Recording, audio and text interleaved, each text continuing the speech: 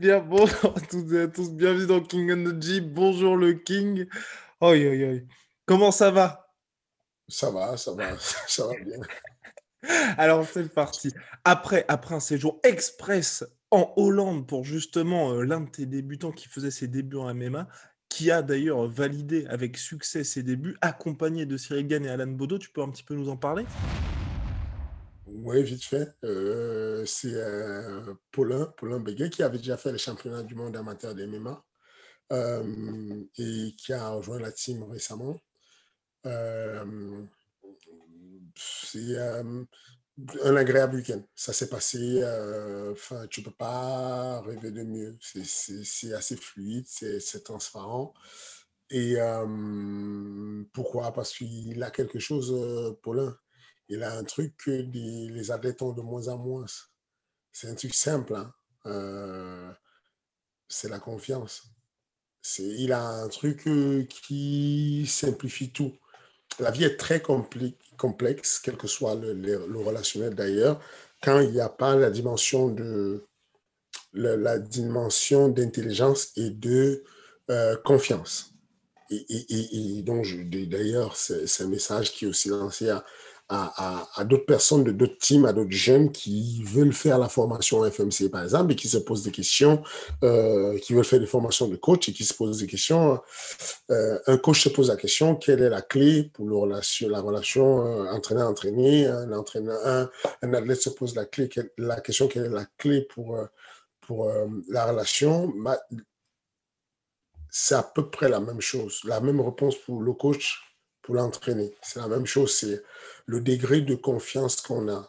Quand on choisit un environnement, un staff, il faut absolument faire ce qu'on appelle une délégation de pouvoir, de confiance totale au staff, jusqu'à preuve du contraire. Si vous êtes déçu du staff, vous changez de staff. Faites pas semblant, changez complètement de staff. Ça sert à rien de bricoler et de voilà. Je m'entends, je suis bien, je fais confiance, ça fonctionne. En gros, pourquoi je vous parle de ça? Parce que Poulain a eu un short notice de 9 jours.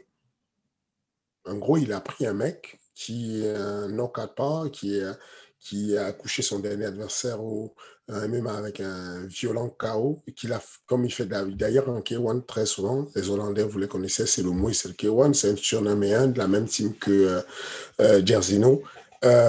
Et en gros, on a comme Paulin qui est dans le camp d'entraînement de Cyril, parce que bon, Paulin, il est archi grand, il pose certaines difficultés au sol, il est assez complet comme athlète, il est pas mal. Et donc, du coup, pendant qu'on y est et que je constate des choses assez surprenantes dans son attitude, dans la manière d'aider Alan Bodo, d'aider Cyril sur leur préparation, je me rends compte qu'il y a des choses vraiment assez intéressantes dans sa manière de combattre. Et du coup, je lui dis, j'ai une proposition de combat, j'ai un short notice en Hollande là, est-ce que ça te dit il dit, moi, à partir du moment où tu m'en parles, ça veut dire que tu as checké avant, donc on y va. Je ne pose même pas de questions. Je ne veux pas savoir les conditions, je ne veux pas savoir comment, je sais que tu as pensé à tout.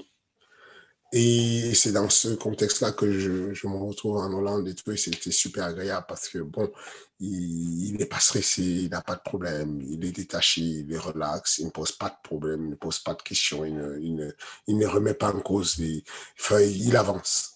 Et donc, du coup, ça a été vraiment une vraie balade, c'était un amusement, enfin, y compris dans le mal, parce que pour le coup, c'était un combat difficile où il aurait pu perdre le combat. Attention, c'était vraiment difficile. Il a perdu, d'ailleurs, son manque de cardio, son manque de préparation, de conditions physiques, a fait qu'il s'est appuyé sur quelque chose où on ne s'attendait pas. Moi, je pensais qu'il allait mettre en difficulté le gars en K1, parce que Paulin boxe très bien.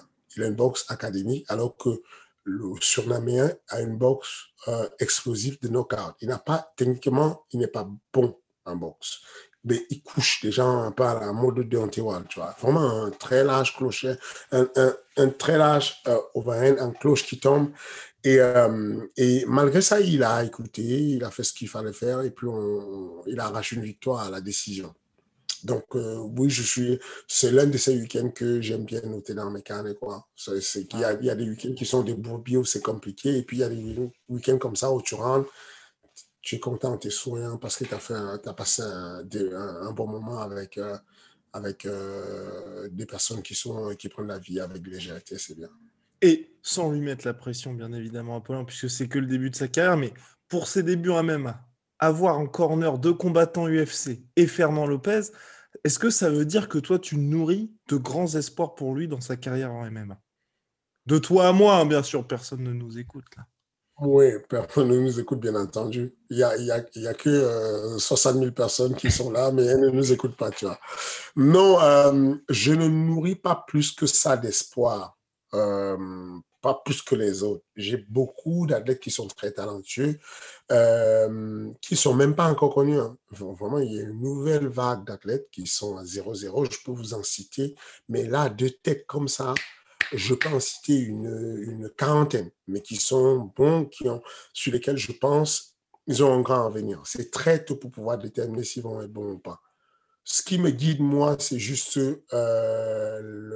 l'amour, le lien qu'on peut avoir. C'est-à-dire que il faut qu'on se rende compte, en fait, c'est que si je me retrouve à, à faire le chemin, prendre le train, faire mon test pour aller en Belgique, ce n'est pas parce que je veux gagner des sous. C'est-à-dire que quand Paulin combat, son premier combat pro, c'est la misère. C'est pas terrible. C'est pas avec ça que tu gagnes des sous. Mais c'est vraiment un plaisir. Il y a des combats où je vais aller à l'UFC et c'est laborieux pour moi, c'est dur parce que je ne ressens pas une délégation de pouvoir complète et que je ne sens pas l'athlète qui est en confiance. Et puis, et du coup, je prends vraiment, c'est vraiment je pense que c'est le cas d'Alain Baudot, le cas de Cyril. En gros, les mecs restituent juste l'amour qu'on leur donne. Ils se rendent compte que quand ils sont en galère de sparring et qu'ils vont demander à Poulain, est-ce que tu es disponible? Bah, Poulain dit, moi je suis chaud, peu importe l'heure, peu importe le moment. Et pourtant, Poulain, il a une famille, il a une vie aussi. Mais voilà, et donc en retour de ça, quand ils ont appris que moi j'accompagnais Paulin, ils se sont dit, ah non, c'est sûr, je viens. Si Paulin combat, c'est sûr, je viens, quoi, parce qu'il a tellement été là pour nous, on y va pour lui aussi. Je pense que c'est ce qui guide plus les humains. Ça ne veut pas dire que c'est pas parce qu'on a espoir en lui beaucoup plus ou quoi que ce soit. Je pense que c'est une affaire d'affinité. Comme je dis encore, c'est une affaire de confiance. Vous voulez que votre coach vous fasse confiance et qu'il vous aime et qu'il vous suive, faites-lui confiance, aimez-le et suivez-le. Ah là. C'est aussi simple que ça. C'est du donnant-donnant. C'est l'amour appelle l'amour. Je sens de l'amitié. Je sens un élève qui m'invite au resto. Bah, j'ai envie de l'inviter au resto la prochaine fois. Un élève qui m'invite à son anniversaire. J'ai envie de l'inviter à mon anniversaire. Ça ne veut pas dire que je peux pas être un très bon coach, un très bon manager avec des élèves avec lesquels je ne partage pas des anniversaires et des soirées. Mais c'est juste qu'on oublie des fois. On oublie qu'un coach, un manager, un sparring partner, ce sont des êtres humains, ce ne sont pas des robots. Ils ont beau être coach, mais ça leur fait du bien d'avoir un texto. Salut coach, comment tu vas ce week-end et tout? Est-ce que je peux t'aider en quelque chose? Est-ce que voilà, ça change toute la donne et tu te dis bon, c'est ça la plus grosse récompense finalement. Donc non, est-ce que mes espoirs? Je pense que Paulin a les capacités d'aller loin au vu de ce qu'il fait en entraînement, en situation réelle avec Cyril Gann, avec Alan Baudot, je fais une déduction et j'arrive à la conclusion qu'il peut aller loin. Maintenant, quand on voit ce qu'il a fait là, ce week-end, comparé à ce qu'il peut faire avec Cyril et avec Alan, on n'a vu que 30% de ce qu'il peut faire. Donc, on sait que les facteurs environnementaux qui sont tout autour de la compétition réduisent les qualités de l'athlète, réduisent, voilà. Mais quand même, il y a espoir. Il y a espoir que ce jeune-là devienne quelque chose, mais pas un espoir plus que les autres. C'est pas l'espoir qui me pousse à accompagner un athlète. Enfin, je n'ai pas plus espoir en Paulin qu'en Ahmed. Ahmed Salamov qui a combattu récemment en Pologne, mais j'étais dans l'incapacité de l'accompagner. Mais ça ne veut pas dire que je n'ai pas, c'est que voilà quoi, je ne Ouais. pouvais pas être là. Mais si je dois mesurer les espoirs, j'ai beaucoup plus espoir sur Ahmed en termes de rendu au final que pour le moment, de ce que j'ai vu pour Paulin. Mais Paulin, j'y vais tous les week-ends s'il faut, si j'ai le temps, quoi, Ok. parce que tu fais un voyage où tu rigoles et le mec, on est à 20 minutes de son combat, il danse. Mais il danse sérieusement. C'est pas, il fait style pour essayer d'évacuer le stress. Il danse, quoi. Il est conscient qu'il va affronter un mec en terrain hostile, qui est le common event et qui est la star locale. Mais il s'en moque, quoi. Enfin, il est détendu et il se dit, je suis avec un bon coach. Si le coach pense que je peux faire ce combat et que ça peut m'être bénéfique, let's go. Et à Hmm. partir de là, ça s'installe juste que des énergies positives autour, tu vois, et c'est bien. Ok, eh ben, formidable pour Paulin. Donc, affaire à suivre. On va passer maintenant aux autres actualités du moment, hors MMA Factory, bien évidemment. C'est Jake Paul qui va affronter Tyron Woodley. Fernand en avait parlé il y a quelques semaines lors de la victoire face à Ben Askren. Aujourd'hui, c'est un petit peu la mode du moment. Son grand frère Logan Paul, lui, va affronter Mayweather ce week-end. Toi, là, que penses-tu donc de l'officialisation de Jake Paul contre Tyron Woodley sur Showtime en pay-per-view? Je suis content pour Tyron Woodley. Il retombe bien sur ses pattes, c'est génial. Je suis content. Faut le comprendre que malheureusement, je n'ai pas qu'un regard sportif. Mhm. Jake Paul, moi, je prédis qu'il va devenir un bon boxeur avec le temps. Bah, même là, hein. Déjà, franchement, pour ce qu'il a fait en quoi? Ça fait 2 ans, enfin 1 an et demi, 2 ans, c'est quand même, ça devient intéressant. Bah, on va dire qu'il a affronté des mecs qui ne sont pas des boxeurs jusque-là. Mais cependant, il s'entraîne à boxer. Il est sur 3 combats, 3 victoires. C'est très bien. Et donc, affronter un Taranloulé qui a appris à boxer. Pour faire du MMA, il faut apprendre un minimum à boxer. Donc, ça ne va pas être pareil. Mais j'ai prédit que ce jeune-là, il est encore relativement jeune. Il a quoi, c'est quoi, 19 millions de followers sur Insta. Je sais pas, c'est une folie, tu vois. Donc, le fait qu'il fasse le métier, qu'il apprenne à boxer, c'est génial. Et derrière ça, il donne la chance à des mecs. Enfin, Tyron Woodley est sorti de l'UFC. Il était dans l'optique de se retrouver un jour au Bellator pour gagner probablement 70 000. Le Bellator n'est même pas très chaud, il ne se montre pas très chaud pour lui. Il pourrait se retrouver au PFL éventuellement, peut-être un jour se retrouver sur Ares éventuellement. Mais en réalité, il se retrouve à combattre avec un mec qui va lui donner à l'aise un demi-million. Donc, c'est pour ça que je suis content pour lui, pour sa famille, tu vois. C'est un mec qui est très famille, qui a investi de l'argent pour acheter une maison à sa maman, voilà quoi. Donc, je pense que il aura une retraite douce, quoi. Hmm. C'est-à-dire que tu vas en retraite, quand tu vas en retraite pour le MMA, tu n'as pas cotisé pour la prévoyance sociale, tu n'as pas cotisé, enfin là, il y a rien pour le MMA pour le moment. Et donc, se retrouver dans une situation où tu as une petite retraite parce que tu allais faire un petit sparring de boxe, c'est génial. En plus, HBO, tout ça, c'est bien, quoi. C'est de la visibilité. Moi, je trouve qu'en termes de sponsor et tout ça, c'est très bien. Il aura une belle retraite. Je suis content pour lui. Eh ben, je partage ton avis, même si c'est vrai que sportivement, ça va peut-être être compliqué pour Tyron Woodley. Il y a aussi quelqu'un là, qui enflamme les réseaux sociaux ces derniers temps, c'est Luke Rockhold, ancien champion middleweight de l'UFC, qui depuis a tenté de monter chez les light heavyweight, défaite par KO contre Jan Blachowicz. Là, maintenant, donc il avait aussi énormément de problèmes de santé. Là, ça y est, il se sent prêt, il vise un retour pour la fin de l'été. Il a même dit que contre Israël Adesanya, donc actuel champion middleweight, il voyait pas mal d'ouverture. Toi, qu'est-ce que tu penses justement du retour de Luke Rockhold? Est-ce que tu y crois ou est-ce que tu te dis bah c'est la classique des mecs de 35 piges qui se disent bon bah ça y est, je vais montrer aux petits jeunes que finalement c'est moi le patron. Non, c'est la classique, mais pour s'en sortir, il essaie de s'en sortir. Tu ne peux pas lui en vouloir. Euh, je pense qu'il vise trop. Adesanya, c'est un peu haut pour lui, vu son état actuel. Il est quand même sur une série de 3 défaites consécutives sur les 4 derniers combats. On peut même parler de son... Il a combattu à Polaris en grappling, il a perdu le combat. Donc, on peut même parler de 4 défaites. Euh, c'est un mec qui a basé son jeu, qui est un bon finissant, hein, je crois qu'il a eu sur son palmarès à l'UFC, il a 8 soumissions et puis 6 KO. Euh, Savoir qu'il perd à Polaris, même si c'est une compétition de très haut niveau en Bah, et puis grappling. c'était contre un tueur, hein, quand même, hein, si je ne m'abuse.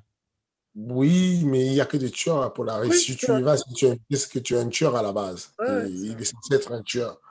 Non, je pense que c'est bien quand il parle de Darren Till, qu'il parle de l'italien Vettori. Ça, ce sont ce sont des morceaux que tu peux mâcher. Si tu croques le morceau de la Desania, je pense que tu auras du mal à mâcher. Ça va pas passer. Donc, ouais, voilà, c'est un bon retour. C'est un mec qui apporte du spectacle. J'admire beaucoup. Là, en ce moment, il a un coup de pied que j'adore, qui est celui de Globe Fetosa à l'époque, où il passe un middle, qui fait semblant de passer un middle, qui passe au-dessus des bras et il retombe. J'ai vu une espèce de capsule où il s'entraînait sur Ouais. un bob et tout, et j'ai trouvé ça très beau, enfin, c'est un geste qui est très technique, mais il a réussi à développer la puissance sur ces gestes-là. Pour un mec venu de la lutte, venu du grappling, c'est très beau ce qu'il fait, j'aime beaucoup. Et ben voilà, du call validé par Fernand Lopez. On va passer aux questions, parce que chaque semaine, vous le savez, vous pouvez poser des questions à Fernand Lopez. Ça se passe en commentaire, on en sélectionne quelques-unes, et ensuite vous avez droit à votre petite masterclass personnalisée. Alors on va commencer par une question ô combien intéressante de Joris Eichour. J'ai une question pour Fernand. Je ne pense pas que ça ait déjà été posé. Comment fait-on pour gérer une structure avec de gros champions au niveau égaux? Gérer les tensions, car certains ne doivent pas forcément s'aimer, les jalousies, limiter les sparring trop agressifs, calmer ceux qui veulent se prouver qu'ils peuvent battre les meilleurs à l'entraînement, etc. Est-ce valable pour de grosses teams de MMA? Merci à vous en tout cas, je kiffe l'émission. Je préfère prévenir Fernand, on ne dit pas il suffit d'aller à la formation FMC1. Les gens veulent de vraies réponses. Let's go! Alors, Euh, euh, bah, la réalité sur ça, c'est que la, la phase la plus difficile pour un entraîneur de haut niveau, c'est de manager, de gérer. Quand je parle de management, je ne parle pas de manager, placer des gars dans des organisations. Je dis manager le personnel, manager les personnes qui sont dans la salle. C'est de manager les égos des champions dans la salle. C'est vraiment la plus grosse problématique. On a besoin de doigté, je parle d'une main de fer dans un gant de velours. Il faut avoir à la fois la disponibilité, le temps pour écouter chacune des doléances, pour écouter les gens, pour être à l'accueil et pouvoir vraiment entendre sincèrement ce que veulent les gens et ce que disent les gens. Mais il faut avoir aussi cette fermeté de pouvoir prendre des décisions et faire des arbitrages. Le management a besoin d'arbitrage. Simplement, à un moment donné, il y a des moments où il va devoir punir, sévir, couper des ponts avec des gens. Parce que c'est simple, hein, depuis 2012, l'ouverture du MMA Factory, jusqu'à date, le nombre de clubs privés qui se sont ouverts après que le MMA Factory se soit ouvert, a été ouvert,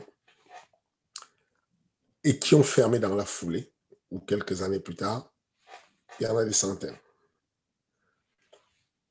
Être encore vivant, avoir passé toutes ces vagues de problèmes d'ego et de gestion de champions au MMA Factory, il y a très peu de salles qui peuvent dire avoir accueilli autant de champions dans le même univers et rester longtemps sans se casser la gueule. Il y a très peu de personnes qui peuvent dire, enfin, on a commencé avec la génération de Christian Pombo quand il est arrivé. Avec lui, ils sont arrivés Norman Parisi, Cédina Sec, Johnny Fraché a été au MMA Factory, Jean-François Lenore a été au MMA Factory. Enfin, c'est vraiment des grosses personnalités. On a eu au MMA Factory, comment il s'appelle, le champion du Cage Warrior qui est à Toulouse. je n'ai pas. Ah non, non, tu peux pas faire ça. Il vient du judo. Il va se reconnaître. Et puis sinon, je vais revenir sur son nom plus tard. On a eu beaucoup, beaucoup de grands noms qui sont passés à un moment donné. Karl Amosou, Tom Duquesnoy. D'ailleurs, Tom Duquesnoy, son départ est un des problèmes d'ego dont on est en train de parler. C'est-à-dire que le truc, c'est de respecter deux règles, la justesse et l'équité. Si le socle est bafoué et qu'on n'a pas une règle, la règle, attention, la règle, c'est une règle, il faut que le truc soit régalien. Il faut qu'il y ait quelqu'un qui ait la décision régalienne parce que la règle peut être discutée par tout le monde, sinon. Je ne vais pas avoir une règle et l'autre dit, mais non, ça, c'est pas la règle. Moi, je mets une autre règle. Il faut qu'il y ait quelque chose de régalien dessus, dans la douceur qu'on a d'écouter les gens. Grosso modo,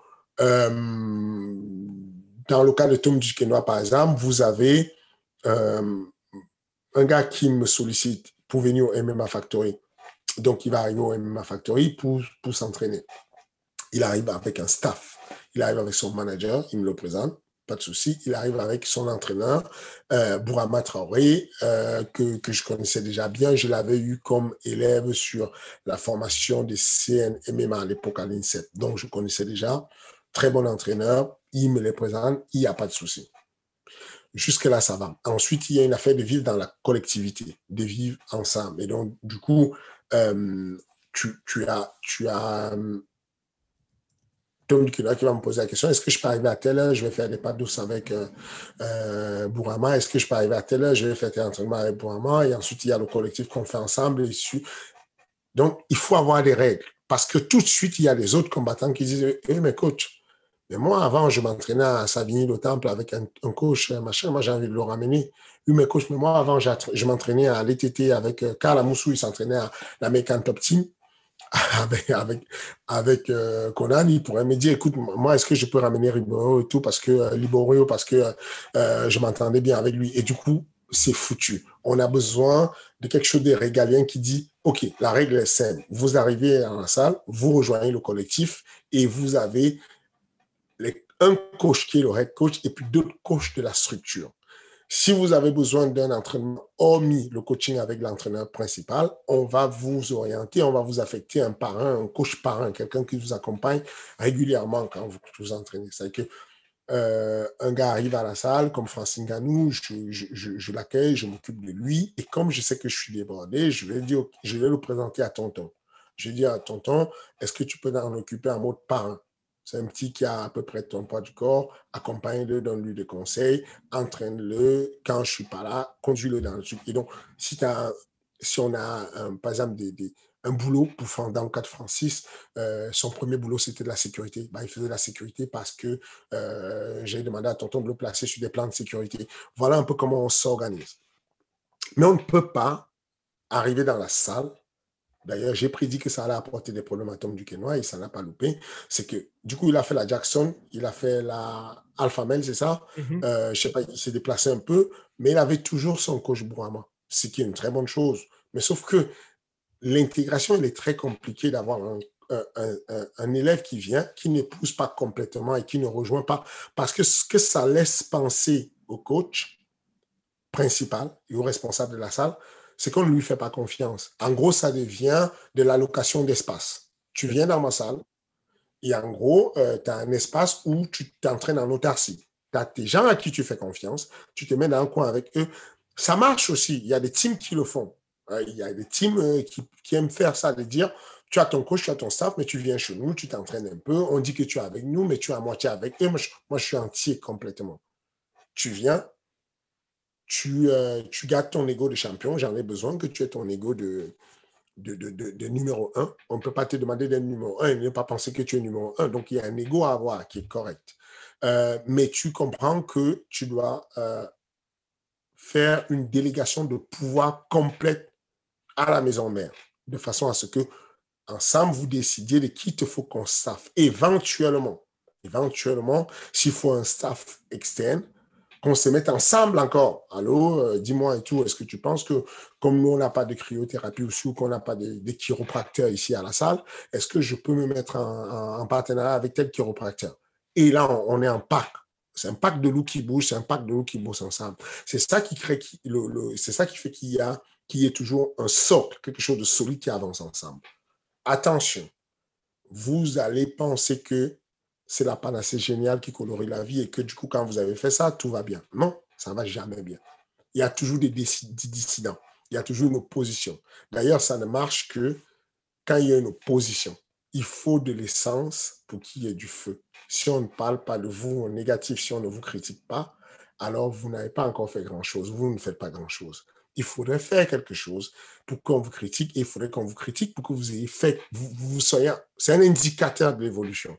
Donc, au sein de la structure, à l'interne, vous aurez toujours des gens qui sont des dissidents. Mais faites attention, regardez toujours les palmarès des dissidents. Regardez toujours les états des dissidents. Vous allez constater que les dissidents sont toujours des personnes qui ont été soit très fortes et qui sont en baisse et qui sentent qu'elles perdent la main ou dont le projet change. Ou alors des personnes qui sont avec des palmarès faibles et qui considèrent qui n'ont pas la justesse de se dire à la Fédération française de lutte,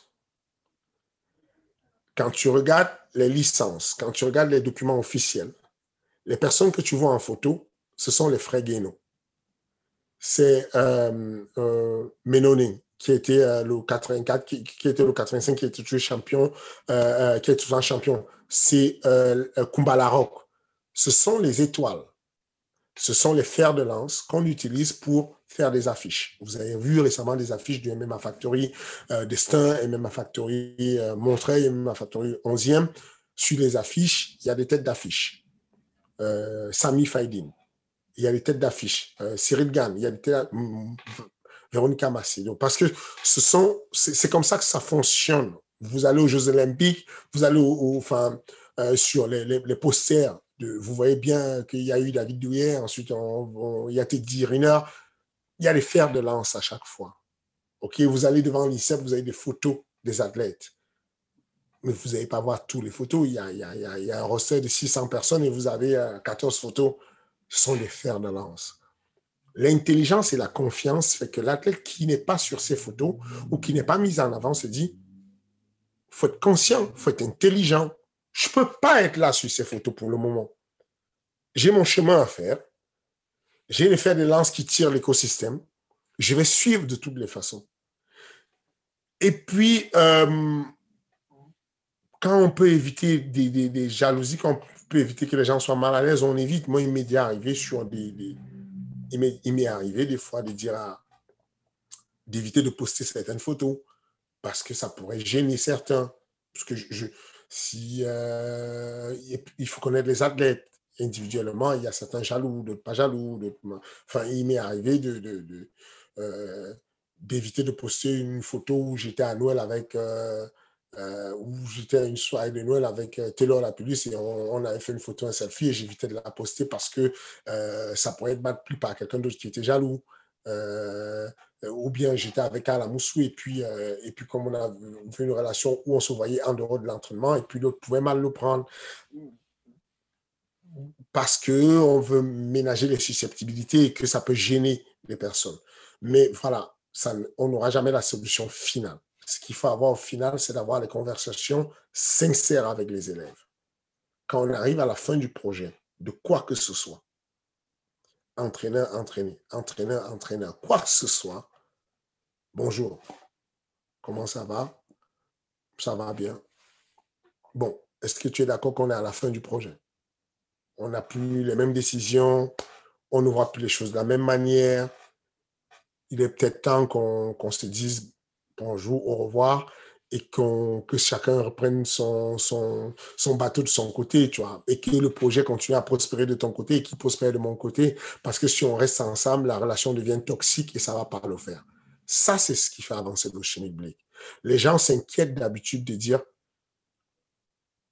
attention, si Norman Parisi part de la salle et tout, c'est compliqué parce que tu vois, Norman Parisi, il est ami avec Sedina Sek, il est ami avec Johnny Fraché, bah, s'il bouge et tout, ça va être compliqué quand même, ça fait beaucoup de monde qui parle. Non, non, non, non, faut pas avoir peur de vous séparer du monde.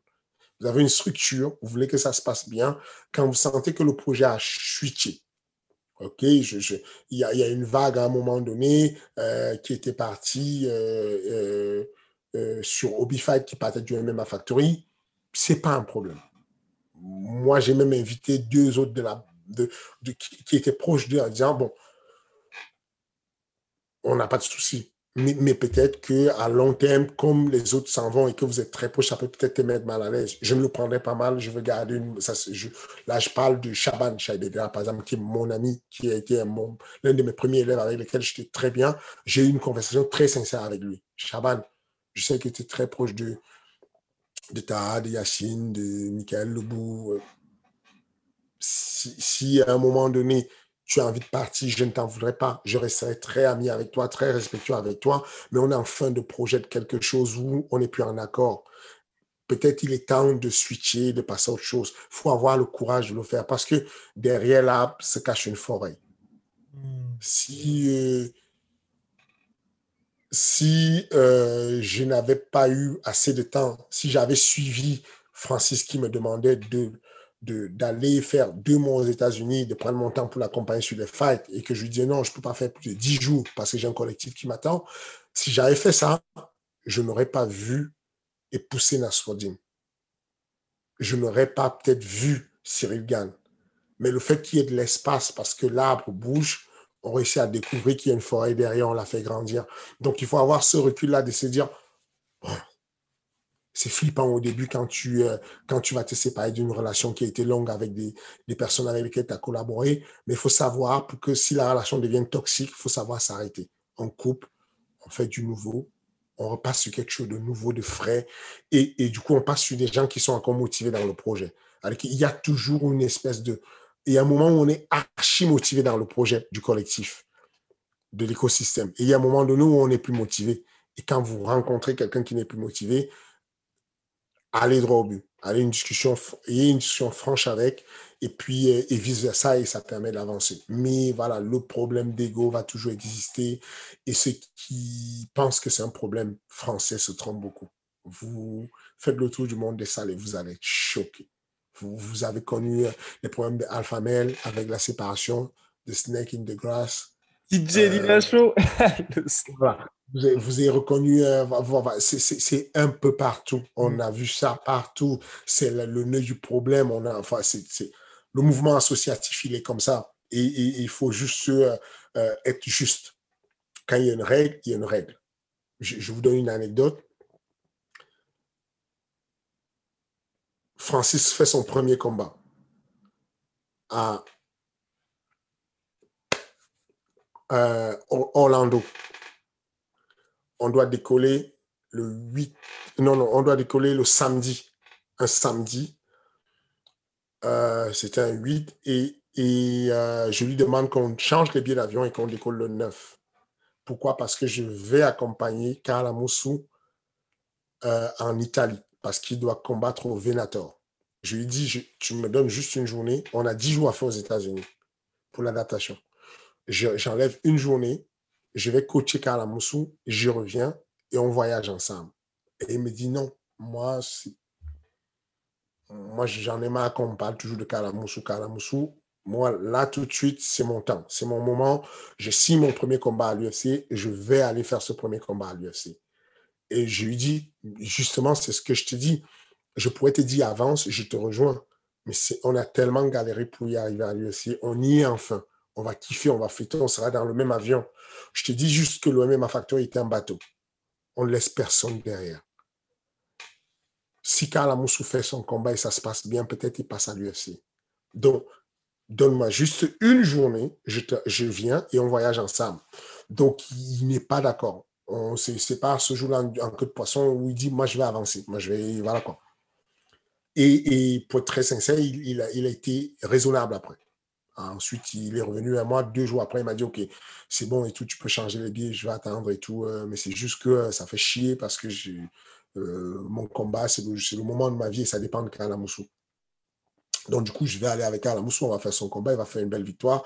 Je reviens et je vais avec parce que c'est la règle, il faut avoir sa règle, son intégrité, son truc à toi. Avec Karl Amoussou a sa règle. Qui n'est pas simple comme règle. Hein. Francis a sa règle. Karl Amoussou, c'est quelqu'un de juste dans les décisions et qui est très dur. Je le surnomme l'allemand, puisqu'il est à moitié allemand. Et donc, par exemple, les retards, il ne tolère pas les retards. Donc, on fait un cours. D'ailleurs, il avait arrêté de faire les cours, de donner des cours à des amateurs à la salle parce qu'il ne supportait pas, à force de faire des pompes aux gars et tout, il ne supportait plus, de continuer à avoir des retards. Et donc, le cours doit commencer à 14h. Le cours commence à 14h20 parce que je traîne, parce que j'attends ce qu'ils sont dans les vestiaires, parce que je suis complaisant, parce que... Et il me dit, c'est pas possible, on ne peut pas continuer à faire ça. Enfin, au bout d'un moment, Fernand, il faut couper court, il faut mettre une loi. 14h, c'est 14h, ils ne sont pas là, ils dégagent, c'est pas possible. Mais parce qu'il est encore chaud, il est encore jeune, il ne se rend pas compte de toute la globalité du truc. Le sport a changé. Le sport n'est plus... ce n'est plus le côté martial de je suis le maître, je suis le sifu, et donc on respecte le maître. Quand tu arrives, tu vas faire tu veux t'inscrire dans un club un truc de kung fu, tu es Jackie Chan, tu arrives, tu restes planté dehors pendant une semaine, et si le mec voit que tu es là sous la pluie, alors il te recrute. Il n'y a plus ça. Aujourd'hui, dans les salles de sport, les gens sont des clients. Les clients, c'est eux les rois. Ils ont besoin qu'on prenne soin d'eux, qu'on s'occupe d'eux. Voilà un peu la vision des choses. Il faut un peu jouer sur les deux tableaux, dire, OK, il y a eu un retard, je donne un avertissement, je blâme un peu, mais c'est ça qui fait durer. Parce qu'au final, si tous les gars qui étaient les sparring de Karl Amoussou sont en retard, Karl Amoussou, c'est lui qui va être pénalisé. Il sera seul, il sera à l'heure, mais il ne va pas faire son sparring. Donc, il faut quelqu'un qui est capable de jouer sur tous ces tableaux. Et donc, je respecte les règles de Karl Amoussou qui sont assez dures, rigides. Je respecte les règles de Francis qui sont assez légitimes dans le sens où il dit « This is my time ». On est au moment où je signe à l'UFC. C'est mon moment, viens pas me le gâcher avec un voyage en Italie avec un mec qui n'est pas à l'UFC. Moi, je suis au milieu et je dois trouver la solution et être régalé. Qu'est-ce qui est bien pour le collectif? Comment on fait pour maintenir le collectif? Donc, je vais avoir des paroles assez raisonnables avec Francis d'un côté, et d'un autre côté, je vais avoir des paroles rassurantes avec Karl, parce que Karl, dans sa situation, il est mal. Si je vous redonne le contexte à ce moment-là, Karl, il est mal. Pourquoi? Il est 2 fois mieux classé que Michael Debout à ce moment. Michael Debout, quand je donne quand l'UFC répond à la proposition de contrat, de demande de palmarès, non, de demande d'entrée à l'UFC de Karl Amoussou et de Michael Debout, l'UFC choisit Michael Debout, alors qu'il est loin derrière Karl Amoussou. Mais c'est comme ça le jeu. L'UFC préfère Michael Debout à Karl Amoussou à ce moment-là. Peut-être parce que Karl Amoussou a été champion du tournoi du Bellator et que ça ne le fait pas. Mais quand on voit ce qui s'est passé avec Chandler, on se dit, on ne comprend pas exactement l'algorithme de l'UFC, le fonctionnement. Mais quoi qu'il en soit, Karl Amoussou a vécu ça très mal à ce moment-là. Il a fait une crise, une vraie crise. C'est vraiment énervé. Et je lui ai montré des screenshots des échanges avec Sean Shelby pour qu'ils comprennent que je n'y étais pour rien. Il y avait des échanges avec quelqu'un qui a arbitré et qui a décidé autrement. Du coup, je l'accompagne dans sa détresse du fait qu'il ne soit pas bien et je me vois mal le laisser tomber, enfin, même si ce n'est pas laisser tomber, mais il va le vivre comme un abandon, de dire, OK, comme je ne suis pas à l'UFC, j'ai un combat important et tu ne m'accompagnes pas. Sauf que ça aussi, c'est quelque chose qui est très appréciable chez Karl Amoussou, comme je vous parlais de justesse, c'est qu'il annonce la couleur. Il signe au MMA Factory et il dit, Fernand, je ne combats que quand tu m'accompagnes. Si tu veux me trouver un combat, si tu n'es pas disponible, ne trouve pas le combat, je n'irai pas combattre. Je ne combattrai essentiellement que si tu m'accompagnes. Ça, c'est la règle de Karl Amoussou. À partir de là, tu sais que c'est important pour lui l'accompagnement et tu sais que tu vas donner ton temps pour l'accompagner. Il m'est arrivé de faire des trucs incroyables pour l'accompagner. Pour anecdote, j'ai...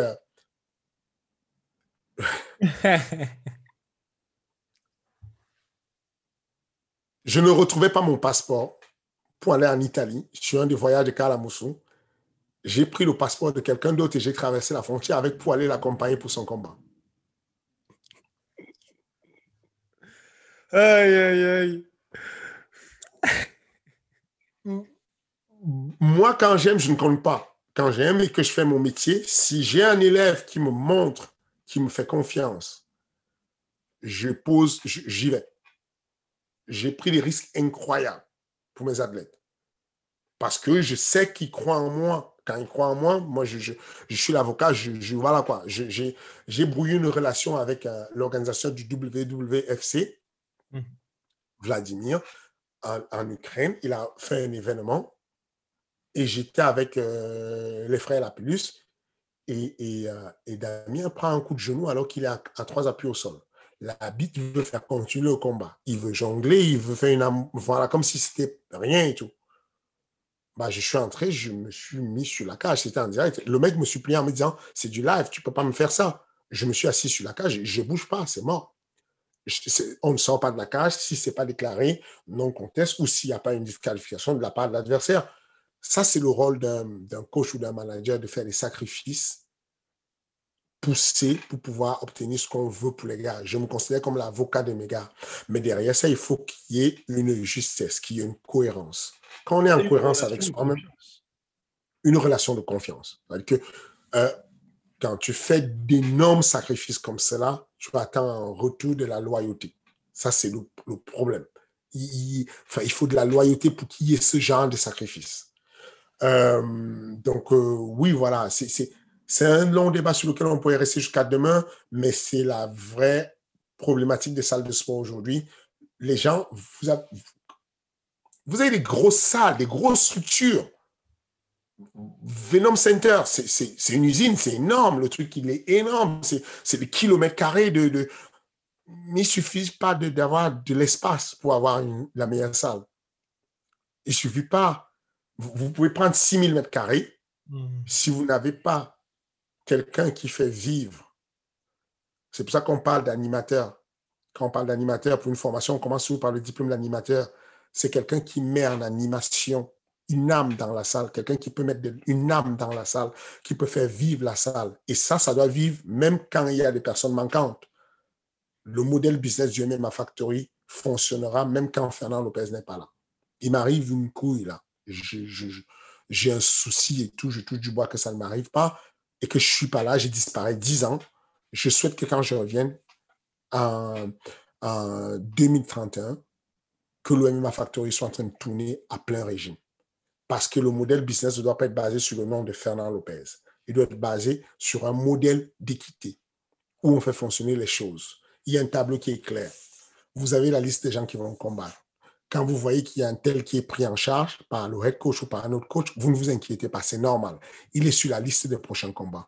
Quand vous montez et que vous pouvez passer de l'autre côté, vous comprenez. C'est la règle de la concurrence. C'est de la libre concurrence comme à l'INSEP. T'es numéro 1, numéro 2, numéro 3, on te met sur le tapis. T'es numéro 12, à toi de te battre pour monter le rang et arriver au haut niveau. C'est aussi simple que ça, sinon ça ne marche pas. Tu sens que tu ne combats pas souvent, arrête juste de dire, peut-être c'est parce qu'on ne me trouve pas de combat. Peut-être tu n'es pas dans la mesure de prendre n'importe qui en combat et qu'on doit chercher longtemps pour trouver un mec compatible à toi que tu puisses gagner. Parce qu'il y a des personnes qui sont des couteaux suisses qui vont combattre n'importe qui, n'importe où. Et ces personnes, forcément, ont beaucoup plus d'actualité de combat. Et donc, il faut qu'il y ait des conversations honnêtes entre l'entraîneur, le manager qui dit, bon, remets-toi aussi en question. Peut-être qu'il y a quelque chose qui ne va pas. Peut-être qu'il y a ça. Voilà. Et donc, question de Guillaume Lanani, petite question pour Fernand. Quels sont les athlètes qu'il aurait aimé signer? Est-ce qu'il a déjà loupé l'occasion de signer certains gars qui ont percé aujourd'hui? J'ai loupé de signer en France Manon Fiorot. Manon Fiorot, j'étais en très bonne discussion avec elle et avec son mari. Très longtemps, on a parlé, on n'était pas loin de la signature. D'ailleurs, je lui ai obtenu le combat j'ai obtenu un contrat pour le Contender Series. Short notice et puis ça ne s'est pas fait. Ensuite, je suis reparti au charbon et puis finalement, elle a choisi d'aller avec Safapo qui est c'est Moment Management qui n'est pas mal aussi, ils font un très bon boulot. Bah, pour le coup, c'est bien, elle fait une belle carrière, elle a percé. Et donc, je lui souhaite beaucoup de succès. Elle a Et puis Safapo et leur management, c'est très bien. J'ai aussi failli signer Manel Capé. Même s'il est sur deux défaites consécutives à l'UFC, Manel Capé, il m'avait impressionné. Il combattait au Rising, très Champion du audacieux, Rising. Ah oui. champion du Rising. Donc une fois, il m'écrit et il me dit, regarde mon combat ce soir. Je ne connaissais pas du tout. Bonjour, monsieur Fernand Lopez, il m'envoie un vocal sur Instagram. Je suis Manel Capé. Regardez vous ne me connaissez pas encore, mais regardez mon combat tout à l'heure, vous allez me connaître. Je vais mettre un KO et vous allez me signer en management parce que j'ai envie de travailler avec vous. Voilà. Et donc, il dégomme le mec et puis ensuite, je le croise au Rising avec Jérôme Le Banner et ensuite, on décide de commencer à travailler ensemble et puis finalement, il a pris un autre chemin. Donc, on a toujours gardé de bons contacts, pas de souci et puis voilà. Et ben voilà, superbe réponse. Bien, la semaine prochaine, il y aura bien évidemment d'autres réponses aux questions prévues de l'UFC 263. Mais là, maintenant, le plus important chaque épisode, c'est le moment réclame par Fernand Lopez. C'est parti. Ah, qu'est-ce qu'il est dur. La réclame. Les gars, voilà, on a besoin de vous, d'un soutien. Vous cliquez sur la cloche, vous vous abonnez si vous ne l'avez pas encore fait. Vous mettez un petit like, un petit commentaire. C'est toujours bien pour la cagnotte. Et n'oubliez pas qu'on a galéré à un moment donné pour faire les 50G. Et là, on est en train de galérer pour arriver sur le 100G. Donc, let's fucking go. Allez, C'est let's bon? go. Eh ben, c'est formidable. À la semaine prochaine.